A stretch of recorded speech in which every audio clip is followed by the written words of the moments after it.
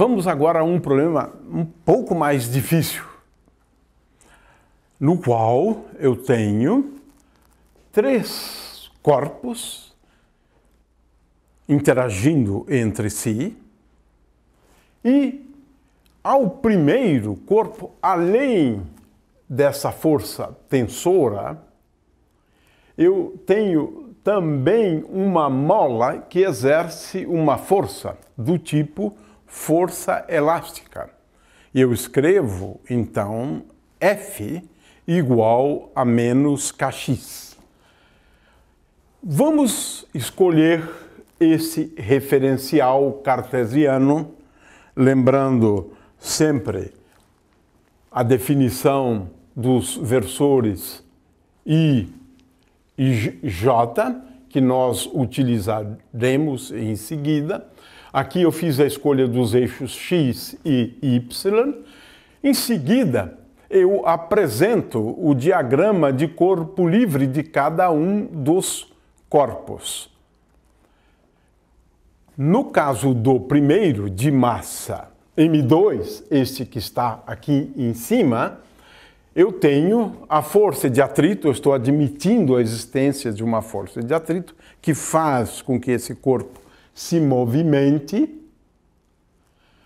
e tenho a força-peso e a normal.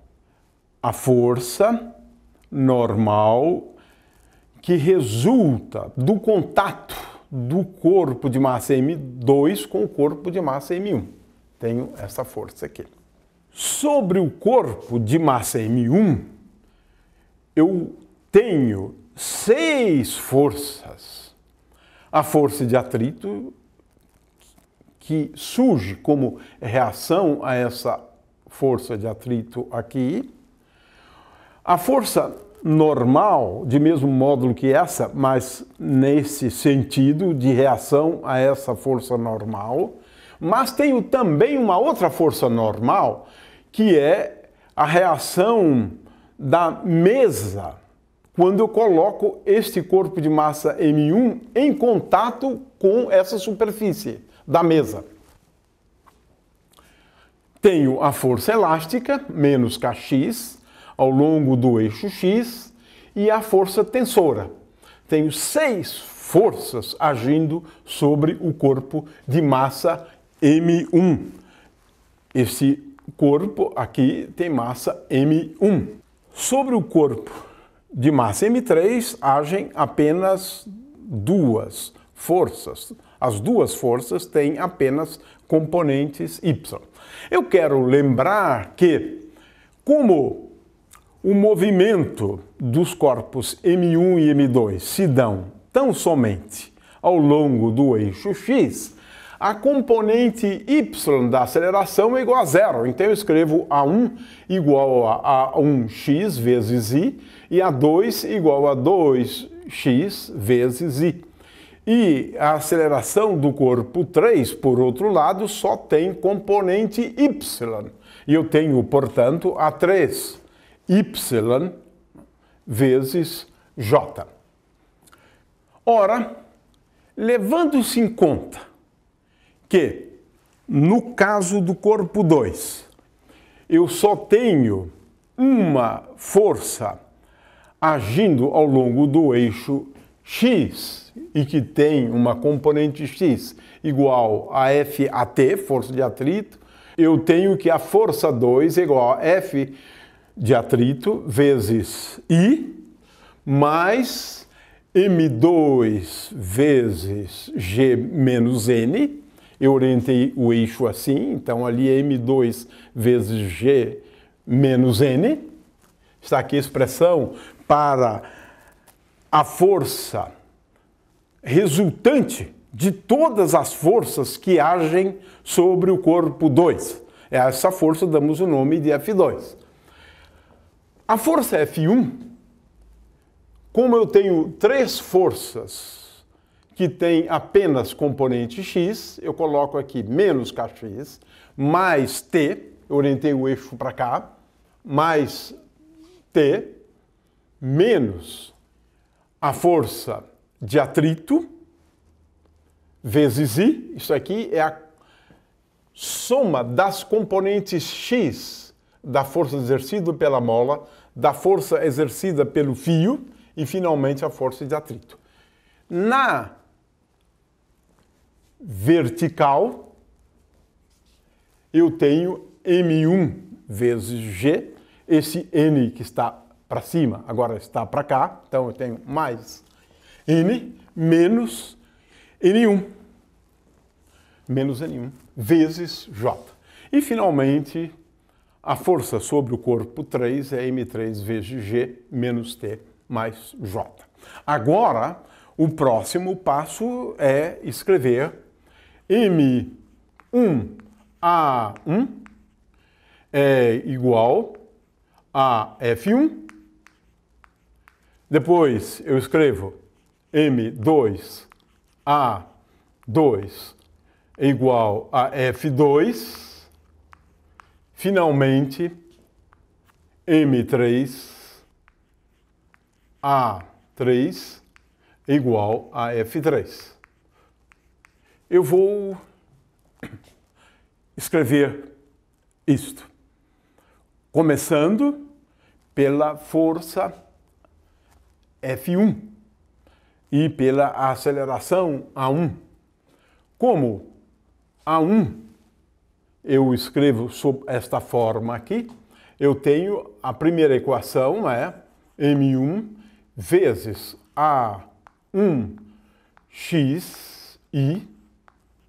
A primeira equação, portanto, utilizando agora a lei de Newton para o corpo 1, é igual a F1 mais F1 é igual a menos Kx mais T menos a força de atrito vezes I mais M1 G mais N menos N1 vezes J. A próxima equação, eu utilizo a lei de Newton para o corpo 2, M2 vezes A2x vezes I igual a F2, é F de atrito, I, mais M2, G menos N, vezes J, e, finalmente, M3 vezes A3Y, vezes... Agora, eu só tenho a componente Y, portanto, M3 vezes A3Y é igual a M3 vezes G menos T vezes J. A conclusão, em primeiro lugar, é que como o movimento se dá, neste caso, apenas ao longo do eixo X, nós concluímos que existe uma relação entre a força-peso e as normais. Essas relações, ou seja, tendo em vista que o movimento só se dá ao longo do eixo X, esse termo aqui tem que ser igual a zero. Analogamente, esse termo aqui também tem que ser igual a zero. Consequentemente, a primeira conclusão a qual chegamos é que M1 vezes G mais N menos N1 tem que ser igual a zero. A segunda conclusão é que M2 vezes G menos N tem que ser igual a zero. Essa é a primeira conclusão. Ora, como o conjunto todo se move sempre com a mesma aceleração, e isso é o resultado do fio interligando esses dois corpos com o terceiro corpo, Então, nós vamos lembrar que, e esse é um dado muito importante, que A1x é igual a 2x, que é igual, por sua vez, a 3 vezes x, e vamos chamar isso aqui apenas de A, de aceleração, né? Ora, com isto, podemos agora escrever em termos de componentes apenas. E a primeira equação é M1 vezes A igual a menos Kx mais T menos a força de atrito. A equação seguinte é M2 vezes A igual a força de atrito.